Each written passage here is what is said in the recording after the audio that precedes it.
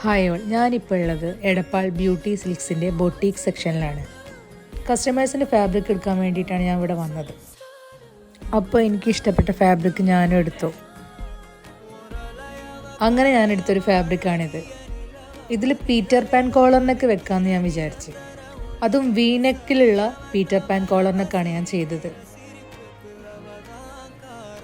Then ഇതാണ് final look. Yoke പോർഷൻ്റെ bottom portion pleated ആയിട്ടാണ് ചെയ്തത്.